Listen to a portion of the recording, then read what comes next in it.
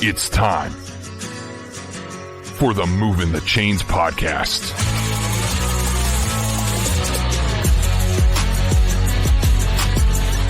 Your home for high school football coverage in the Palmetto State. Every team, every game, every week. And now your hosts, Kevin Thomas and Jarrell Hendricks.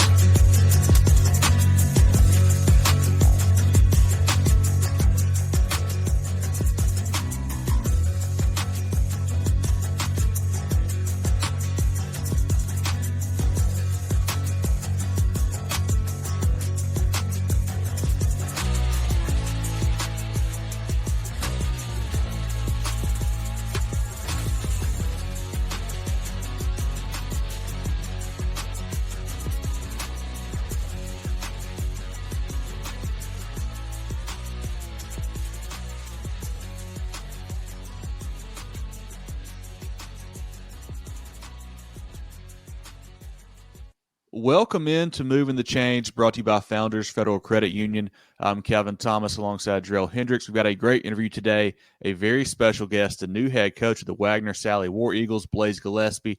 Coach, how you doing today? Doing well, man. Thank you for having me. Well, we appreciate your time. We really do. If this is you guys' first time tuning in, be sure to follow us on Facebook, Twitter/X, Instagram, YouTube, and more at Movin' Chains, our website, movinchains.com, and our podcast on Apple, Spotify, Google, and more. Coach Gillespie was hired in February. He was the co-defensive coordinator at Camden for the past 2 seasons. Prior, he spent time at Lee Central and Douglas Byrd High School in North Carolina. Coach, let's start there. What's that transition been like going from Camden to getting settled in now over here at Wagener-Salley? The transition's been great for me. I mean, I had great administration, great athletic director and head football coach, Brian Remp at Camden. Understood the promotion, understood that it was growth in this business, and has been nothing but mentor to me, has tried everything to help me out every step of the way.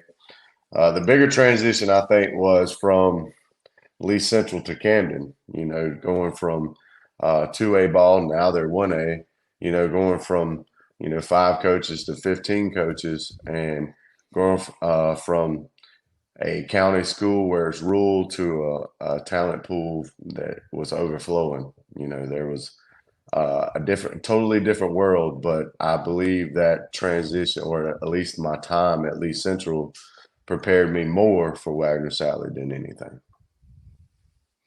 Coach Gillespie, let's get into your background, not only in coaching, but your professional background. You're also a veteran, and we talked a little bit off air. Thank you for your service there. But, talk about how your background and how that's shaped your coaching career.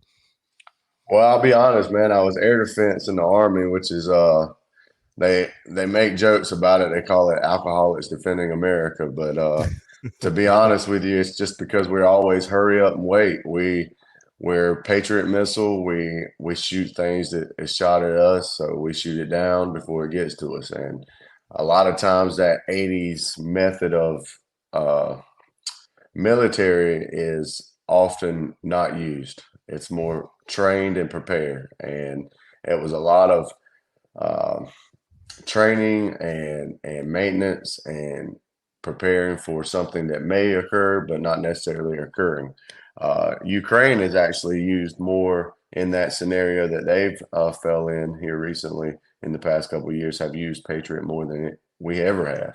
So we've shipped the majority of our stuff over there, along with our guys going over there to take care of that business. But I got into 2011 where I returned from South Korea in 2010. I was at Fort Bragg, home of the airborne, that whole mentality where it was true Army. It was, big boy Army. And I fell in love with it to the certain degree that I was ready to reclass and go more of an infantry type background. And in 2011, July, my wife found out she was pregnant and put that in the bud real quick. So I was coaching already. I was coaching rec ball and at Douglas Byrd.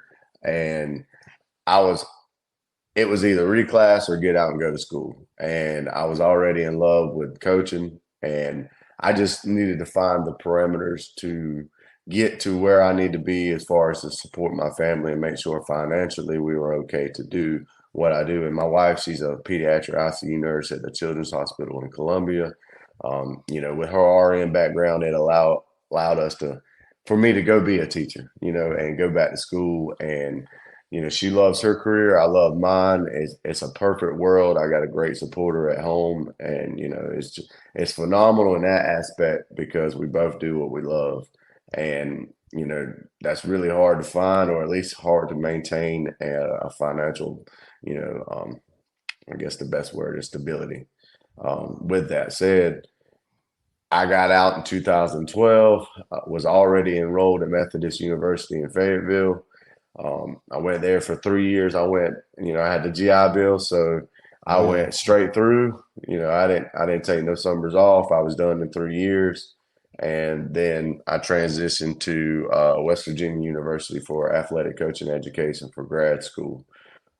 Got there, it was really full of research. It was supposed to be a little bit more practical.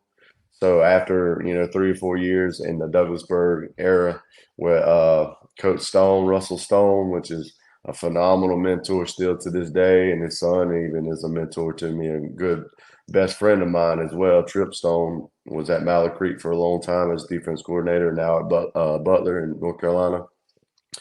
Phenomenal friend, still a great mentor, but being in that era with them where we were very successful and played some really good competition, that aspect of transitioning to West Virginia was supposed to be based off career and experience, and the acceptance was supposed to be as well. And when I got there, I found some new grads from business and admin, and I just kind of fell into a trap almost of the educational world. And I got out as soon as I got in, and I was there for a year. And I went back to work in Pittsburgh, and my wife's actually from Pittsburgh. So, we had a lot of family up there that we were away from for 6 or 7 years. So it was good to be there for a year, but that weather is no joke. It's not for me. I'm a Southern boy. When it was 40 degrees outside and I wanted to put some shorts on, I knew it was time to come home. So I've been in South Carolina ever since 2017. Love every bit about my state. I love everything that we focus on academically and athletics. It's phenomenal the culture differences that you get across the state, but it is phenomenal to see the growth we're headed in as far as how athletics match up against other states. So, Coach, you mentioned you've been a coach now for a while. You've been in different programs and whatnot. How did you kind of know that you were ready to take that next step to be a head coach? You mentioned Coach Rimp, understanding it's a great advancement opportunity, but how did you know yourself that, hey, this is something that I'm ready for at this point in my career? Well, I'll be honest with you, man. Justin Danner is the reason I'm a head coach today. Justin prepared me more than anybody I could imagine. Like, don't get me wrong, Russell and Tripp was phenomenal, but I was branching in. I was still young. There was an understanding where I was as a coach from them. So they were not as aggressive with coaching me up to a degree where, they demanded something from me because they knew I was still in school. I had a newborn at home. My wife worked third. It was a wild time. There's final exams and papers due, and I'm changing diapers and feeding bobbles and going to school during the day, coaching by night. There was a lot of demands on me at that point, and they understood that. So they gradually worked me in to the point where I had responsibility, but they knew where to draw the line. When I got to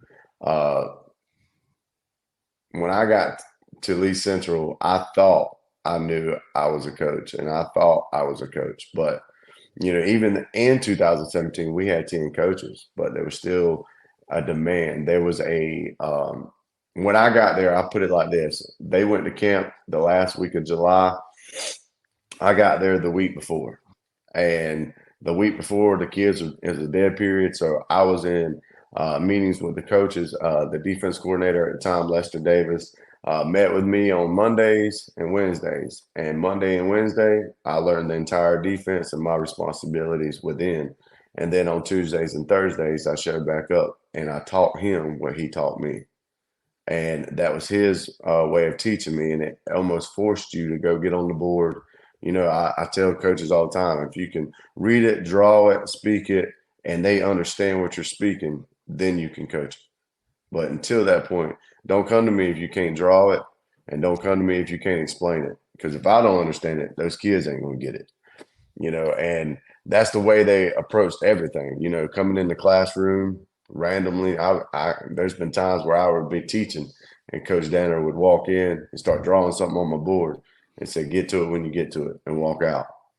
With that said, you know, he was phenomenal, man. Him and Coach Davis was great. You know, they were great teachers and mentors, and that was the best thing about them. They knew what I wanted to be, and they knew how to get me there. And they were not easy. They were always teaching. They were always educating. They were always growing. And that was the greatest thing I learned from them, is to learn how to grow the coaches up under you, know who they are. You know, not every coach is going to be an X and O guru. Not every coach is going to be, you know, the same what's the best way? Go get it. You know, like you are. You know, they're not going to work as hard as you are in certain areas, and you got to be okay with that. You got to find what they're good at. You know, are they a community guy? Are they you know, good at this or that? You know, there's certain things. Are they a strength and conditioning coach? You know, are they better at relationships? Are they a rah-rah guy? You know, do they got that voice and that tone at practice that's necessary in certain situations and certain position groups? You know, identifying all those things, but not only that, growing me along the way. You know, one thing he always chirped on was be where your feet are. You know, don't worry about learning what the safeties are doing and what the corners are doing. Worry about what the linebackers are doing. You know, teach that, master that craft, and the rest is going to come before you know it. You know, I remember that first summer coming out of the season, I was so itching to learn everything. You know, I wanted the offense, the defense, every single position, how to teach it, you know, how to alignment, assignment, stance, starts, everything.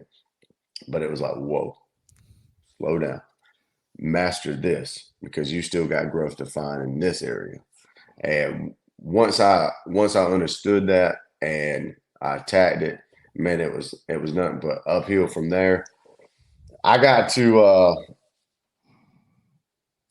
the special teams world as well, you know, coordinating that at Lee Central with Coach Jody Balaam. We were kind of tag teamed that a little bit. And then when I got to Lee Central, I kind of took them over that second year. And, you know, we scored 109 points on special teams, you know, just that year. So, I mean, it was phenomenal. You know, you just, whatever you do, you got to buy into it and make it yours. Like, I was the head coach, but I was the head coach of special teams. And that's the way you got to treat it. You know, nobody else is going to work as hard as you, but you shouldn't expect nobody to either. And once you go into it and you work that demand and don't put your expectations on your life on somebody else's life, you know, as a coach or as a person, you know, you can't expect walking through this world and be mad at somebody for making a choice when you wouldn't do the same thing, because you don't know their goals, their life, their ambitions, whatever. So with that, you just approach everything like that, man. And with those kids, you know, you learn how to finesse these days. The world is totally different. You got to know how to approach each kid on an individual basis and know that kid, know their interests, and attack it that way. And that's what I did, man. We got the special forces. That's what we called it at Camden. You know, I created that. You know, the media. You know, I made sure that we had PowerPoints. Like, we had team meetings every day, guys, and it was special teams, and it was Coach Rimp, then me. You know, and I was the only coach in front of the entire group. You know, we're talking 112, 115 kids plus. And from ninth grade team to JV to varsity, special teams was me. And now I had some coaches help out, you know, obviously, you know, run their particular, you know, punt team, you know, mainly punt team and kickoff return. You know, I had some coaches that helped out with that, you know. But, you know, when it come to punt, it was me and Coach Rimp. You know, that's the way it worked. You know, this most important one out there. And just having those opportunities to lead, you know, that big of a group, having to be organized, having to be on point, having to be prepared, build that into a practice schedule every single day, and making sure that we spread it out accurately and appropriately to make sure we put enough time on each one. Really prepared me, but not only that, I think the mentorship I gained along the way, those coaches, man, without them, without Coach Stone, without Tripp, without Coach Davis, without Coach Danner, without Brian Remp, and I got to say another one, Coach Calvin McCroy. He is longtime basketball coach for 20 plus years around the Sumter area, made his way to Lugoff, and then jumped ship across the bridge there to Camden, has been there for the last 10 years or so. Phenomenal friend of mine till this day. He checks on me every single day. The best heart I ever met in my entire life. Good man, good mentor. He's been doing this for a while. I remember times coming in the office just complaining about my kid, man. And he said, man, you had no idea. It could always be worse. It could always be worse. And always having that positive impact and trying to find the good in everything. I'm a firm believer in Jesus, man. And I believe that, it's crazy because if you come to practice, sometimes you might not believe me, but because my words might get a little out of character at times, but I can tell you, man, there's good in all things. There's good in all things. And when you find the good and the bad, man, and having someone in your corner like Coach Calvin McCroy that always reminds you of that and brings you back to, that humility and brings you back to that reality that, hey, man, life is good. You just got to look around and remember it. So having all those people in my life, that's what prepared me, man. Having a wife that was going to follow me and support me no matter what. There was never a question. It's like, if that's what you want, go get it. We'll make it happen. And having that, because most coaches, man, our wives are fathers and mothers majority of the time. And not only that, but working, she's the floor manager on the pediatric ICU floor. So having all that and being that, without that, I couldn't be who I am today. So having those people in my life, man, that's what prepared me more than X's and O's and experience. Coach, how's that staff shaping up? Have you completed it? Do you have any vacancies? And you talked about the different personalities necessary, to have a cohesive and informative, important staff. So who are maybe some guys that are going to lead lead your young men as assistants? Well, going in the door, Coach Fox did a phenomenal job there, but he had maybe 4 coaches total, including himself, that last year. And 4 is tough. 4 is really tough, and 5's tough, and that's what we're working with right now. However, I'm happy with it. I know I got the right guys in there. If we added 1 or maybe 2 more along the way, that wouldn't be such a bad thing. But man, I'm character over everything. I'll teach you what I need you to coach. I'll teach you how to be a better coach. But your character's got to be solid, and that's what I focused on. When I went in, I was slow to hire. I made sure that I evaluated thoroughly on every person that I did bring into the picture, because I went and I searched out people in the community first, because there's some guys there that are one that's in the building. His name's Leonard Bynum. Bynum is a worship leader in the community, and he's also in the building every single day. He's advocate for the school. He's on staff at the school. So having him in the building, it was, almost necessary for me to get him. He's the head wrestling coach as well. Another dominant position that you need to have on your staff is, other coaches, other head coaches, because at a 1A school, it's got to be a team. And we all got to approach these athletes in a way that says, hey, man, we're for you in all sports, but we need to share you appropriately and make sure that we're on the same page with that. Coach Andrews, he was on staff last year. He's a baseball coach. He's doing a pretty decent job, man. He's turning things around a little bit at a time, and he's being very patient on his staff. But he's in the Legion ball and doing a lot of things now that kind of took him away from football, which I completely understand, man. Like I said earlier, your path and your growth, I'm for you. I'm not against you. So with that, took him away from football, and then the athletic director, the O-line and D-line, actually the defense coordinator as well, Corey Erskine, he moved into that athletic director role. So with that said, took him away from football. So coming in, I had to build a brand new staff. So Leonard Bonham was one that I approached immediately. Had a conversation with him. Learned who he was. That's the biggest thing, man. I go and I seek you. I want to know. I want to meet your wife. I want to know who your family is. I want to know how they. You run your home, to a certain degree, because, and for the most part, I want to know how your wife feels about me taking you away from her, because that's what's going to happen. I told them, all right, kiss your wife, tell them goodbye, see you in December, because that's the way it is in this world. And, making sure that those communications and those conversations happen with your coaches way before you ever get to the question of saying, hey, would you like to be on our staff? Because that's where I want to make sure that I grow them as men and as coaches. So that includes being a great husband and understanding and being a great communicator. So with that first, you got to make sure you approach those conversations first, and building those staffs. I got a younger coach. I got two younger coaches.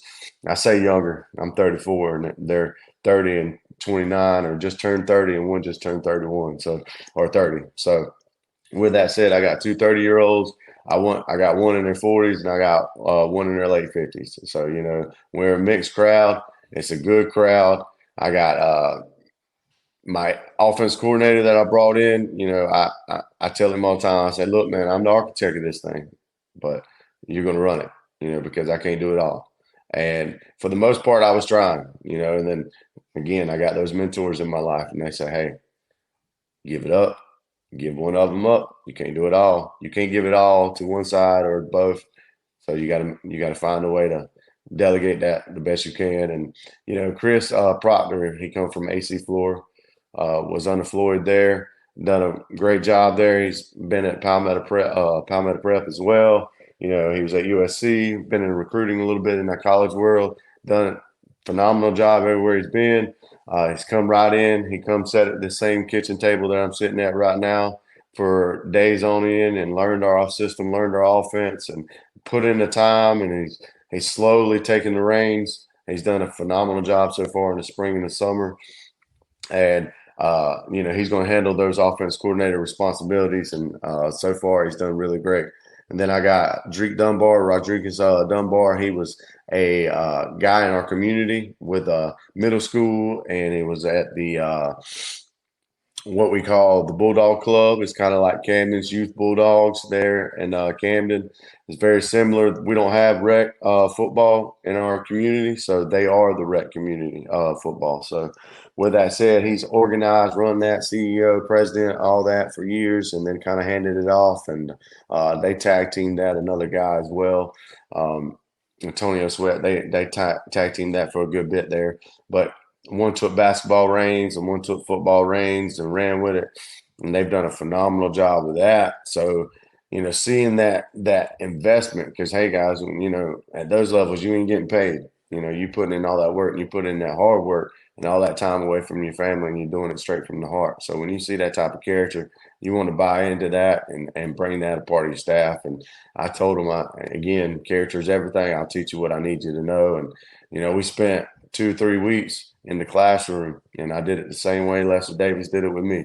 Hey, I'm gonna teach you something, and I taught it all too. I went all the full blown coach. I went in on that board, and they had their pencil and their paper. I said, "Y'all bring two notebooks, 2 pens, 2 pencils, and let's go to work." And of course, I overloaded them at first because I wanted it to be overwhelming. Because I told them, "Hey, you're coming to teach me next Tuesday. Let's go." And when they came in the door, I knew it was going to be a struggle, because that's what I set them up for. I knew that going in. And then I started breaking things down a little bit, because I wanted them to see that when you come back to teach it the first time, how much you're going to hiccup, how much you're going to stutter, how much you're going to lose thought and train of thought, and how quick that's going to happen. Because as soon as you do that with a child or a teenager, he's going to smell it. He's going to smell it quick, and he's going to know it. So with that said, we wanted to hone in on the stance, starts, alignment of every position, the fundamentals of the position. And we did that, and we spent weeks on it, and then we started going into coverage and how we play things and, reads and all that. So we broke it down to A to Z. I never assume anything, even for that 58-year-old man that's up under me. A great person and great leader among our community, but I'm not going to assume you know anything. I'm going to assume that this is your first time ever coaching football, and I'm going to teach you like that. So don't get insulted by me approaching your intelligence like that. But that's the way I have to, because I got to make sure that you're aware that exactly what I want, what my standard is, and what I want when I come over there to your position group, what I want to see. So, we got 5 guys, including myself. I coach the linebackers. We both coach both sides. We all coach both sides. The offensive coordinator coaches D-line as well. Our defensive coordinator is pretty much me. Coach Bonham, coach O-line and D-line as well. Linebacker, outside linebackers. We got another coach that was in the community as well. He coached. He's been the head coach and assistant coach at the middle school for years. He's worked with the rec department as well, as far as maintenance and supervising and making sure those fields are appropriate and those kids are prepared out there. He's done a great job. Again, servant hearts. That's what I went and sought out. I went and found those guys that got really good hearts and are willing to put in the work and time without needing anything in return. That was what I wanted first, and then I wanted to get them on the payroll. Show them that they're appreciated. That payroll ain't much, but it's something to say, hey, you are appreciated. And that guy. His son actually plays for us. His name's Raymond Chandler. His son's one of our quarterbacks, outside linebackers. Also plays a little bit of receiver as well, because we got a couple quarterbacks. We're still trying to figure out things there. We got some great options back there, but I want to make sure that, both of those kids get multiple reps in multiple positions. And Raymond Chandler's done a great job with our outside linebackers and our running backs. Dreek Dunbar is our defensive back and receivers coach. So we're kind of our quarterbacks and inside linebackers, just making sure that we put all the pieces together. We're about to put in special teams next week, and then we head off to USC for the 7-on-7. We got ladies clinic coming up, men's clinic coming up. We got a busy summer. We're going to Charleston for 3 days, so we got the next 2 weeks. It's going to be really busy for us. So make sure we hone in on those special teams, get them in here soon is imperative. So, well, Coach, not to get into too deep a secret or anything, but what do you guys like to run scheme wise on both sides of the ball, and do you plan to call plays for that defense? Yes, I will be calling the plays for the defense. We're going to signal stuff in. So, I'm going to have multiple guys doing their thing, but on the sideline. But, offense coordinator will be calling the offense. We'll have a signaler. He'll be in the box, but he'll be signaling it down or calling it down from the headset or whatnot. But offensively, man, with Wagener-Salley and their tradition, that's what attracted me to the job is they're not afraid to run the ball. They're not afraid to go out there and throw it 3 or 4 times a game. However, that is something I'm interested in. But being at Camden, I learned real quick when you get deep in those playoffs, you better have somewhat of a 50-50 system. You better be able to do both. You better have a balanced offense to the degree that whether it's hitting the perimeter off tackle or throwing the ball in RPO, you got to have some type of mix there. So that's pretty much what we're going to be, man. We're going to be heavy run, and we're gonna do a lot of tight end set. We're going to have multiple sets where we're getting some heavy packages at times, but more importantly, we're going to utilize what they did really well and what they've been good at. And we're going to have some off tackle, and we're trying to hit the perimeter as well. But importantly, it's about taking care of that football and make sure our assignments are capitalized, because that's the biggest focus for me right now, man, is culture and install. I'm not supposed to win this year. I go in the door knowing that. I don't go in there thinking, okay, they've been 7-4, 12-2, 9-2. I gotta win. No, sir. That is not me. I'm there to install a culture and install a system. And, weed out the bad, bring in the good, and build a family off discipline, trust, and love. And that's what we're focused on now. Our offense, we definitely got some, the 7-on-7 world brings to light that passing game, and we got passes, man. We're not a guy that's going to go out there and go off tackle, go to the perimeter, come back in the middle, and then throw our hands up. Because we don't have no answers. We're going to be an if-then team. You give it to us, we're going to take it. Well, Coach, you touched on a couple players briefly, but who are some special guys that we need to be looking out for that are coming back to this year's team, or maybe some newcomers that you've seen in this offseason who've already made an impact? Well, we definitely got some returners. First and foremost, Zamian Capers. He was a freshman last year, all region running back. You don't hear that much, so he is definitely a leader and force of athleticism and being on the field and knowing what to do. And, he's starting to grow into a little bit of leadership, as far as making sure these young guys are, running through cones and running through drills and finishing to the point and understanding the finish the play mentality. He is growing. And, again, you got to remember these kids. I don't care if you're all region or whatnot, but you're still 15, 16 years old. There's a lot of growing in that. And I'm tough on them, man. I'm tough on them. I want to make sure that every bit of adversity is faced in practice because I want to make sure they're comfortable in the game. So I'm tough on them. It's intense at practice. I'm tough on them as far as being men and growing into being men. I always go hard and then I walk it back and explain. And then, if I go too far, I make sure that, I apologize in front of the same people I'm embarrassed in front of, in front of the entire team. I'm a man and I'm humble. I know that men and adults make mistakes too. And I make sure that they know that we're human. And, if I go too far deep off on one of these kids, I make sure that I bring them in front of the same people that I did that in front of, stand in front of the crowd of players and say, hey, look, hey, man, I want to make sure I apologize, such. And then I teach from the moment. I make sure that my experience and their experiences in those moments are understood. And I tell them all the time, hear the message, not the tone, because my tone may take you to another place, but it ain't always the message. Another kid, that's doing really well is Isaiah Garvin. He's going to be O-line, D-line. He's a force to reckon with. Rayfield Bell, Kyrie Tyler. There are some guys that all three are returning. And then we got some other kids that's showing some light. Rayvon Chandler, he was our quarterback last year here at Wagener-Salley. He's done pretty dang good, leading our team. He got the leadership award during the spring. He's very, very coachable. He can take what you're teaching and apply it quickly. Gavin Starnes come out this year for the first time. He's a senior baseball player. He's battling at quarterback as well. He plays inside linebacker as well. Done a great job. First time out, he was taking opposition runs off the RPO and running off tackle.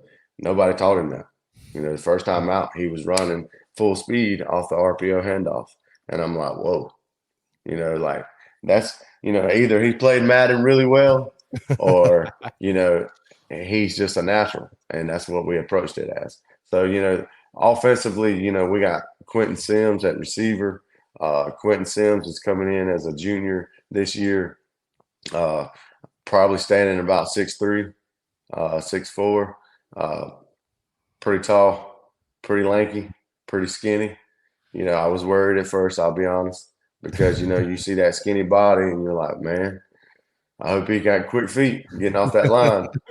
And I'll be honest, man, every 7-on-7 experience we've had so far, he is a go-getter. He goes up and fights for that ball. He's a demon to be reckoned with on the edge, and they better be prepared for him. He also flips to the side and plays corner, and I'm going to tell you, he can lock him down. We got a great defensive back group. Jabbar Amos, he is a safety for us, played corner last year. I moved him to safety just because of his athleticism and his experience. He's done really well. He's been to some camps like Newberry and was highlighted as well. We've had multiple guys go to camp and get recognition for it. And we got some other players, man. Honest Howell was our spring MVP. He lines up at wing. A lot of times he can play fullback, running back, receiver. He can do it all, man. He's a safety for us. Comes downhill hard, runs that hump well, tracks that hip. He's very very coachable, very mild mannered, very very for the team. And that's pretty much what I focus on the most with these guys is it's we before me. It's the War Eagles before me. And it's we, there's all those different acronyms you can put out there, but we fit perfectly because, we're the War Eagles and it's team before me. It's the culture over talent, no person over the team. We'll value the athlete but nobody over the team, and they've bought into that. And it took some weeks, man, because I was a culture shock. I got that military background. I got that 6'5" mentality. I used to be about 285 pounds, and I forget I ain't that no more. So my voice, I project it like we ready to fight sometimes, and I have to walk it down and calm it down sometimes. But I'm very demanding on these kids of being good men. Because in the end, I want you to be a good husband and a father and a good leader in your community. And that's my focus, man. And we got several guys like that. We got one, Mark Thatcher, lines up center for us and nose guard. Every single practice, after practice, he's kneeling and he's got a group of guys praying with him. And I'm going to tell you, man, they started with 2 and now it's about 10 to 12 every time they're out there. And just seeing that growth among those kids. And, I'm God first, and I love to promote that if it's asked, because I'm cautious at public schools. I know where I'm at. But I'm going to tell you, when you got kids that are for God and put God first, man, the sky's the limit. The sky's the limit. And when you got leaders like that on your football team and they're not wearing a coach's polo, they're wearing shoulder pads and a helmet, that's a good and quality thing to have. And, we got several kids, man. I want to shout them all out, man. I really do, but we got some guys. We got a guy named Trey James. He's homeschooled in our school district, in our district zone. Went to state for throwing for us in track. Phenomenal athlete. I'll tell you this, he had bungee lines on him, so he had that guy pulling him, but he ran a 4.4 with bungees. And he lines up at linebacker, DN, and guard, quick guard and strong guard for us. So he is a force to be reckoned with, and I can't wait to see him pull around that edge, man. I cannot wait. That first kick out is going to be phenomenal because he's itching. He's itching right now. Guys, I know we're at 40 minutes right now. I can tell you this. I can go on all day long, and to any kid or athlete that I didn't mention, I just want to apologize ahead of time because this will be on social media, and I want them to know that each one of our kids is very special to me, and they're doing a phenomenal job, and I just want them to keep working and being working each step slowly, patiently, and fundamentals first. Coach, got a couple more for you here before we let you go. I guess we're through spring practice, kind of getting into the summer stuff now. What have you learned about your team so far, and what do you hope to learn about them, the next few weeks here before you get ready to hit that fall camp? I learned that athleticism sometimes trumps talent. Experience.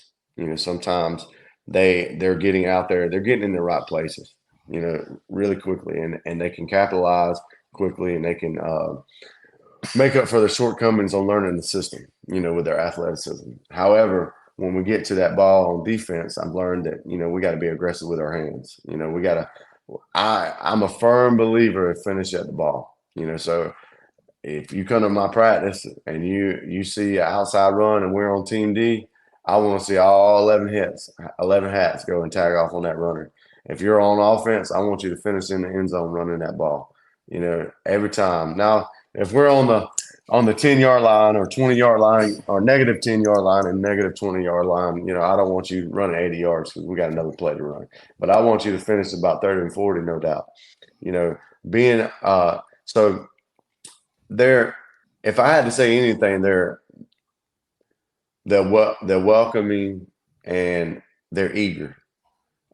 With that said, that's approaching the systems. That's approaching my coaching mentality. They want discipline. If I didn't tell any kid what to write or what to say, and if you look in those media newspapers and Aiken Standard and stuff and seeing the words that I'm saying every day, I told them in my interview, I said, look, a successful program is when their voice becomes your voice or your voice becomes their voice. And when you know as well as I know that when you got a player-led team, you got something special.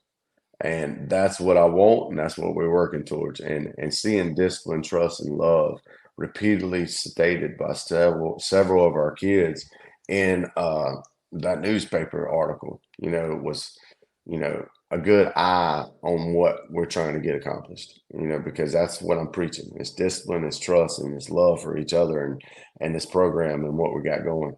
So seeing that, man, that's first and foremost to me, the culture and approaching the culture and learning how to get through the culture shock and that adversity and being able to take tough coaching and be able to go through adversity and having to bear crawl because you made a mistake and how you reacted and getting up and coming back to the huddle and running the next play or getting beat on a deep ball and coming back and lining up and forgetting it. Those things you can't teach it, you can only rep it. And the only way you rep it is going through those experiences and that adversity and being able to mentor those guys through those moments. That's where our focus is as far as, growing their mentality, because football is emotional, but you can't play it emotionally. And that's the biggest thing that they got to understand, and especially on defense, and that's been my goal, to kind of help them shape that mental toughness, and grow that mental toughness. So, I got a lot of different things that, we're trying to, almost create, at this juncture of the summer. So going in, man, I'm learning that we got some ball hawks. I'm learning that, we got some speed.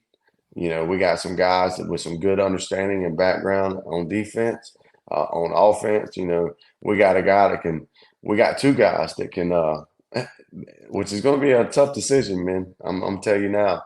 And I already told Coach Chandler, I said, look now, I said, if your kid don't make the cut on first string, I said, I don't want to hear nothing. I said, I give him a hard time all the time. And I always try to remind him, don't coach him, at practice, or on 7-on-7, don't coach him, let me coach him, because he's going to react to you as dad. He ain't going to react to you as coach. So let me do that hard coaching. You support your kid, and he's done a phenomenal job of that. But I always remind him, give him a hard time about that. And but man, I learned that they love these coaches, man. They love Wagener-Salley. I learned that, I will say this now, I learned that in these small town areas that I ain't gonna speak on nobody in general, but people are after your kids. People want your athletes, so what you're building is important, because if they buy into it, they ain't going nowhere. So if you want to go. If you don't want to be here, go. I'm fine with it. I want to be with the kids that wants to be here, because I tell all those kids, man, you got 5-10 months of football left. We got 5-10 years of building the program, and that's what we're after. So I tell them seniors, I got about 5 of them. I say, hey guys, y'all better get with it quick. I said, because if you don't get right, you get gone. Because I'll play them freshmen quick, because I got them for 4 years. So they're embracing it, man. We're on the right track. I'll tell you this, we got some guys that'll go up and get a ball. We got some guys that make some great cuts, and our line is fast. They can move in space and make quick decisions. They can find the guys. They can find them linebackers creeping out. We got it. We got it. We just got to put it together and make sure that we rep it constantly and make sure we focus on the basics, man. we got multiple run plays, we got multiple pass plays, but man, we're gonna focus on 3 or 4, and we're gonna roll through the season. Take your financial game to the next level with Founders Federal Credit Union. Reach your full potential. Relax. Join Founders today. Visit an office near you or relaxjoinfounders.com to apply. Federally insured by NCUA, member qualification required. Coach, a couple quick and easy ones here before we let you go. Maybe in the home locker room as you're getting ready for a game, maybe on the bus to an away game. What's on that pregame playlist on Friday nights for you? Oh man. Oof. Pregame, Young Jeezy. Sorry, Seacoast Church. Hey, I got deep roots in that Young Jeezy, T.I. life. I'll be honest with you, man. I kind of the start of my day, on a Friday, I don't want to be bothered. I want my door locked, and I got that laid back beach music playing. I got that Bob Marley. I got the Jimmy Buffett type music playing for majority of the day. But when I get behind that driver's seat and I'm headed to that away game and I put them earbuds in, or no, I don't. But my pregame is, straight, I'm going to war. I got that vice versa. I got Pastor Troy, love that. I got that Pastor Troy in my life. I got that 3-6 Mafia Project Pat. I got that Head Buster World. I got it playing on my ears, but I'm very I don't know when y'all meet me, y'all know I met y'all. I believe at a state game, but I'll tell you this, man. I got a lot of energy. And I'm bouncing in that seat. I'm hyped for them.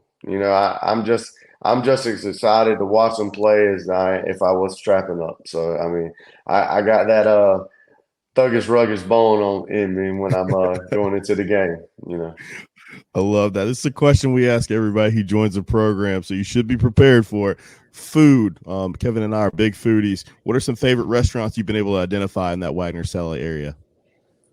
Sue's Grill, Russell's Pizza.